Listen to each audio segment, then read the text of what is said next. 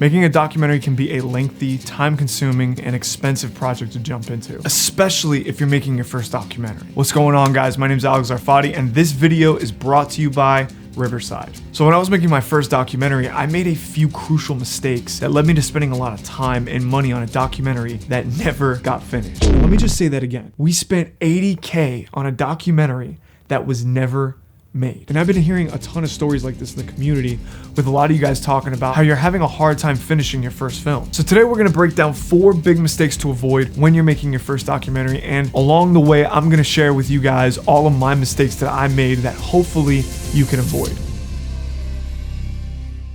The first mistake that I made was not having a very clear understanding of how I was gonna tell the story. I never defined a beginning, a middle, and an end for the project. And you might be thinking to yourself, well, it's a documentary, you're not supposed to know the outcome. And in some cases, yes, you're right. You're doing some sort of investigative research, or like I'm doing with All the GOAT, I'm purely documenting these athletes' lives and what's going on in their day-to-day and, the fights that are coming up. But having an idea of how your story begins and at least options for where the story can go will help you stay on track and answer a lot of questions, like the kind of B-roll that you need to shoot, or the kind of interview questions, or who to interview in your documentary. Because without doing this, not only is it hard to tell a full story, but you're not gonna be very efficient at all. You're gonna waste a lot of time and you're gonna waste a lot of money. For example, when I was making my first film, the first 5 minutes were banging. So I thought we'd start off with just a few questions. Question number 1 is,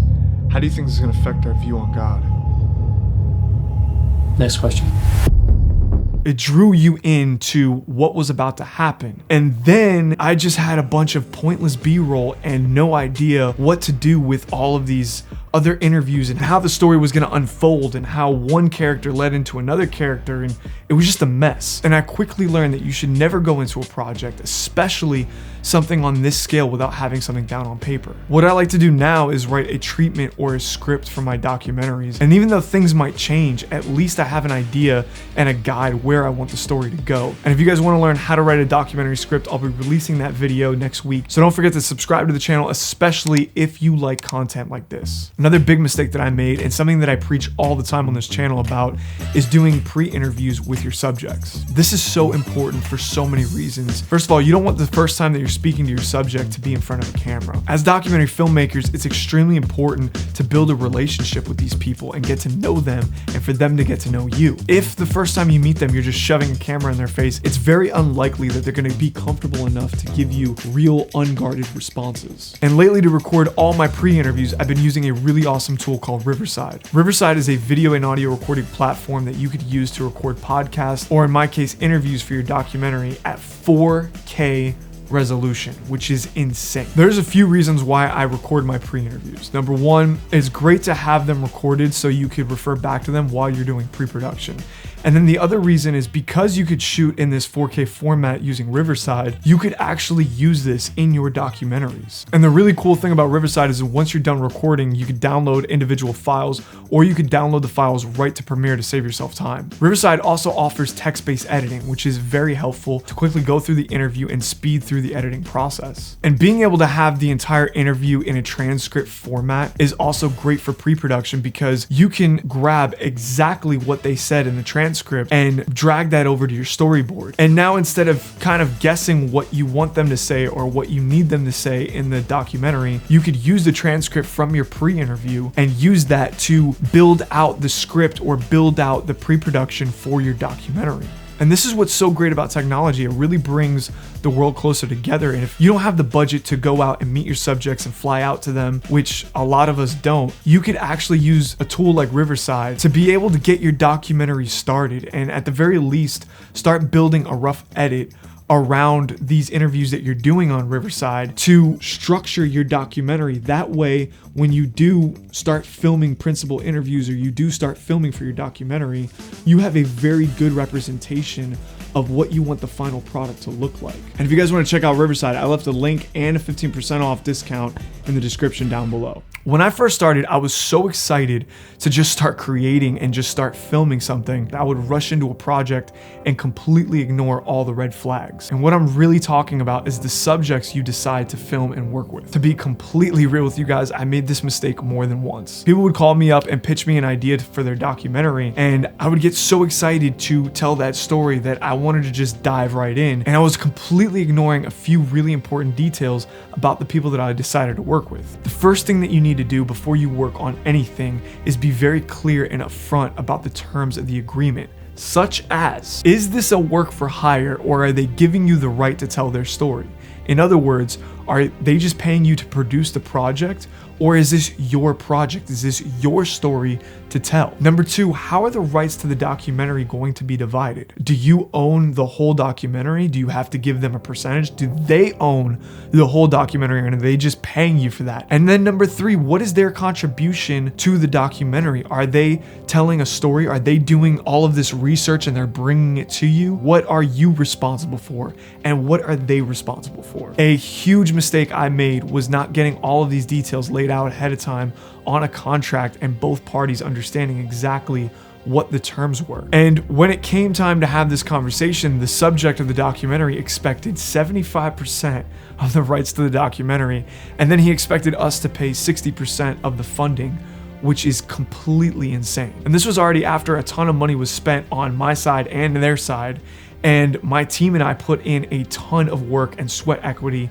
into a project. And then the other thing that you have to pay attention to are character types that you decide to invest in. I have worked with people in the past that were super flaky and unreliable and would have these meltdowns on set because they were just mentally unstable. And if I'm being completely real with you guys, there were signs that I saw that I completely ignored because I was just so excited to tell a story and make a film. So before you decide to invest in a project, take a breather and just get everything in order and make sure that you have a contract going with clear terms laid out and everybody, both parties understand what they're liable for. And most importantly, really get to know your subject and pay close attention to their character traits, because essentially you're going into business with this person. You're deciding to document their lives, and you need to make sure that they are reliable and they're going to show up on set. And most importantly, they're going to be excited about the project and as invested as you are. I think the biggest mistake I made, and definitely the most costly mistake when I started this project, was right when we had some things planned out, I went out and I bought the most expensive gear I could afford, and I rented a ton of equipment that I had no business renting, and we went out and we shot days of B-roll, and it was awesome. Don't get me wrong, the B-roll was beautiful, but it costed a fortune. And looking back at what I shot for the project, we could have used that money so much more efficiently, like traveling cost and things like storage. Like, my God, like storage is crazy, man. Like, I've spent over $10,000 just storing files for Law of the Goat because we have over 100 terabytes of footage. Once you have a solid storyline and you've done all your research and you know the direction, a firm direction of the film, next step is to meticulously plan out your shoot days and then start creating a budget for your film. And this will tell you everything that you need to know: what kind of crew you could afford, what kind of gear you could afford. The budget will even dictate creative decisions that you can make, like how many days could you afford to film. I mean, it's literally everything. So my advice to you is don't just worry about the gear and the epic B-roll that you want to shoot.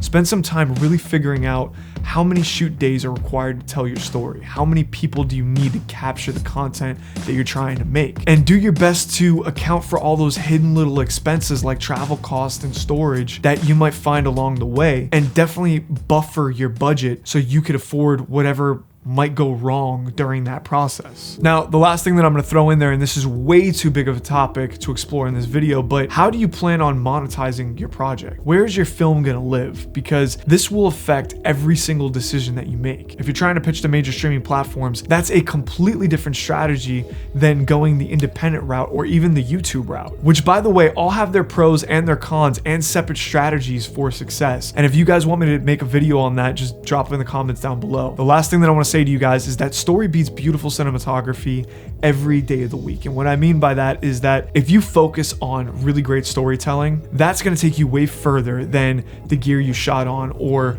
the amazing cinematography in your documentary. I mean, honestly, nobody cares. Just remember, without a great storyline, you don't have anything. And if you guys want to learn more about how to build a documentary storyline and what to look out for in character selection and story selection, check out some of the videos on my channel. I talk way more in depth about those specific areas of filmmaking and documentary filmmaking. Slowly over the years, I've been building a course for documentary filmmaking, and there's a few questions that I have for you guys. One, would you guys be interested in something like this? And number two, what is the most valuable content that you're looking to learn from a documentary filmmaking course? Drop them in the comments down below. Let me know, because I have been really racking my brain to create the most valuable documentary filmmaking course possible. And I want to even go as far as to like eventually hosting seminars and having, multiple filmmakers come and present, what they have done and stuff like that. And I really want to do it big. Please let me know down in the comments below what information is really important to you guys, because I truly really want to know, and I want to use that information to create this documentary course. Thank you so much, guys, for watching, and don't forget to like and subscribe to the channel if you haven't already, and I'll see you guys in the next one. Deuces.